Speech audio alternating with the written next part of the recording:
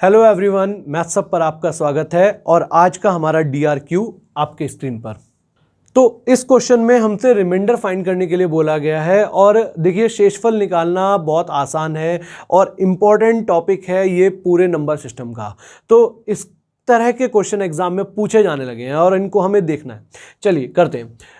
एक क्वेश्चन मैं समझाता हूँ, बाकी के दोनों क्वेश्चन को आप ट्राई करना, सिंपल है, कोई मुश्किल नहीं है। इस क्वेश्चन को जब मैं सॉल्व करना चाहूंगा तो आप देख रहे हैं 8 से जब आप 7 को डिवाइड करोगे तो रिमाइंडर 7 ही बचेगा। इसको ज़्यादा हमने मेहनत नहीं करी, आपको पता है ये वाली बात। 8 से 77 को जब आप डिवाइड करेंगे तो आपको पता है 8 में 72, रिमाइंडर कितना बचेगा 5।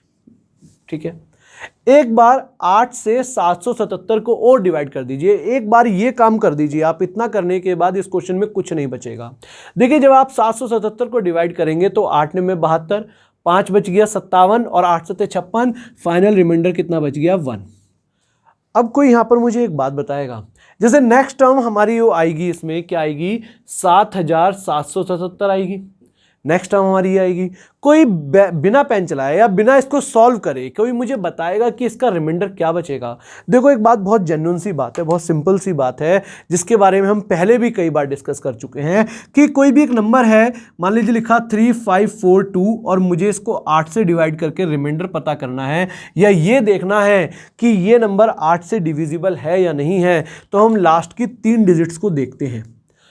केवल हम लास्ट की 3 डिजिट्स को देखकर ये बता सकते हैं कि कोई नंबर 8 से डिविजिबल है या नहीं है। इसका क्या कंसेप्ट है, इसका क्या लॉजिक है। इस नंबर को 3542 को मैं लिख सकता हूं 3000 जमा 542, ये लिखा जा सकता है। देख रहे हैं आप, 3000 जमा 542 लिखा जा सकता है। और आपको पता है कि ये जो 3000 है ये हमेशा 8 से पूरी तरह से डिविजिबल होगा। क्यों होगा? क्योंकि इसमें 1000 आ चुका है और 1000 कैसे बनता है, 1000 कैसे बनता है, 125 into 8। 125 into 8 is equal to 1000 होता है। 1000 बनता है 125 गुणा 8 से। तो इसका मतलब जब भी आपके सामने 1000 या 1000 से बड़ा कोई नंबर आएगा, उसमें 3000 है जैसे या 4000 है, वो हमेशा किससे डिविजिबल होगा, 8 से डिविजिबल होगा। तो यहां पर जब हमने इसको सॉल्व करना चाहा तो आप मुझे यहां पर सोचकर बताइए कि 7777 में हम केवल इन तीनों को ही देखेंगे, इन आखिरी की 3 डिजिट्स को देखेंगे, क्योंकि 7000 तो हमारा डिविजिबल होगा। लास्ट की 3 डिजिट्स को देखकर हम अपना रिमाइंडर बताएंगे और आप बता चुके हो 777 को 8 से डिवाइड करने पर 1 बचता है, तो यहां पर 1 बचेगा। इसका अगले वाली जो टर्म आएगी क्या आएगी, 77777।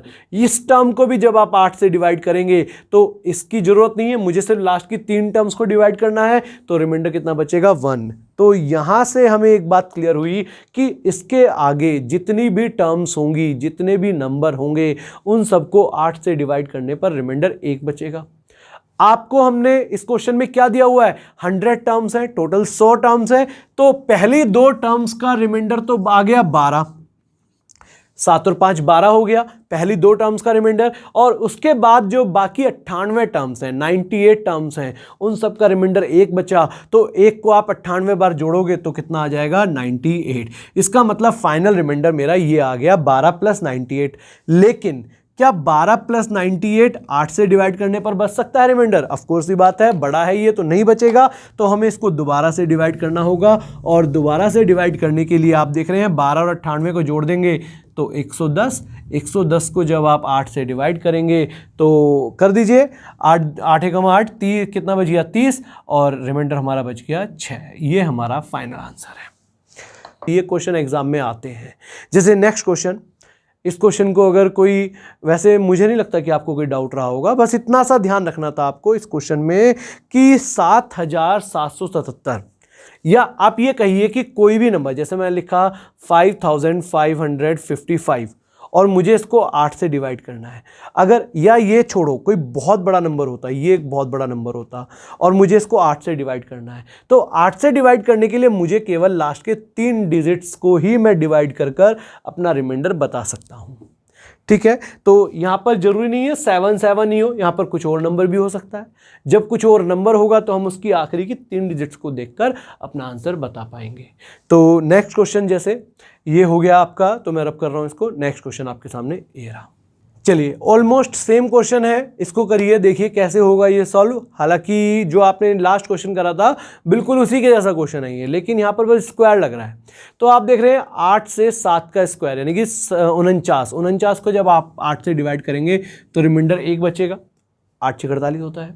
77 का स्क्वायर है। अब आप एक तरीका तो ये है कि 77 का मैं स्क्वायर करूं और फिर उसके बाद रिमाइंडर निकालूं, लेकिन आपको ये पता है कि 8 से 77 को डिवाइड करेंगे तो रिमाइंडर 5 बचता है, लेकिन इसका स्क्वायर हो रहा है तो ये भी स्क्वायर हो जाएगा। ठीक है ना, ये हम रिमाइंडर में पहले भी जान चुके हैं, और अगर आपने नहीं देखा तो मेरी पुरानी वीडियोस है, आप उसमें अच्छे से इसको रिमाइंडर टॉपिक को समझ सकते हैं बेसिक तरीके से। अब आप देख रहे हैं 5 का स्क्वायर 25, 25 तो 8 से बड़ा हो गया। अगर 25 8 से बड़ा है तो इसको दोबारा डिवाइड करेंगे तो फाइनल रिमाइंडर कितना बचेगा, 1 बचेगा 25 को 8 से डिवाइड करने पर। यहां पर 777 है और आपको पता है 777 को डिवाइड करेंगे तो रिमाइंडर 1 बचेगा, और इसके बाद जितनी भी टर्म्स हैं सभी का रिमाइंडर 1 ही बचेगा। तो फाइनल हमारा इस बार क्या बचा, आप देख रहे हैं यहां पर भी 1 है, यहां पर भी 1 है, यहां पर भी 1 है, एक ही रिमाइंडर बच रहा है। और कहां तक, 100। इसका मतलब 100 हमारा फाइनल रिमाइंडर आ गया डिवाइडेड बाय 8, जो कि नहीं हो सकता क्योंकि 100 8 से बड़ा है। तो इसको दोबारा डिवाइड कर देंगे, आपको पता है 12 8 96, तो फाइनल रिमाइंडर कितना बच गया, 4। नोट करिए इसको। कुछ भी मुश्किल नहीं है, बहुत ही सिंपल से क्वेश्चंस हैं ये, लेकिन अगर आपने पहली बार कर रहे हैं तो हमें टाइम लगेगा। आप इसीलिए तो कहते हैं कि अपनी प्रिपरेशन को मजबूत करिए, तैयारी शुरू करने से पहले आप तैयार हो जाओ। इस बात का क्या मतलब है, आप कोई भी कंपटीशन एग्जाम की जब आप तैयारी शुरू कर रहे हैं तो उससे पहले आपको ये पता होना चाहिए आपको कितनी मेहनत करनी है, आपको उसके लिए तैयार होना पड़ेगा। और तैयार होने के लिए आपको ये अपने मन में ठानना होगा कि मुझे ज़मीन आसमान एक करना है, दिन रात मेहनत करनी है, तब जाके हमें सिलेक्शन मिलेगा, तब जाके हमारा कुछ भला होगा। ठीक है ना। तो ये क्वेश्चन है। एक अगला question, question number 3, same question, बस थोड़ा सा यहाँ पर इस बार पावर चेंज हो गई, पहले पावर सब में 2 थी, इस बार पावर 1 2 3 4 इस तरह से जा रही है। तो कुछ भी नहीं है, आप देख रहे हैं 8 से 7 को डिवाइड करिए, रिमाइंडर 7 बचेगा। 77 स्क्वायर आपने अभी पिछले क्वेश्चन में भी करा था, आपको हालांकि याद रहेगा तो अच्छी बात है, एग्जाम में हमें टाइम वेस्ट नहीं करना, लेकिन आप निकाल भी सकते हैं। और रिमाइंडर कितना बच रहा था, 1। 777, अब 777 को डिवाइड करने पर 1 बचता है, और 1 की पावर तो कुछ भी हो 1 ही बचने वाला है। फिर दोबारा से 1 1 1, हर जगह रिमाइंडर 1 ही बचने वाला है।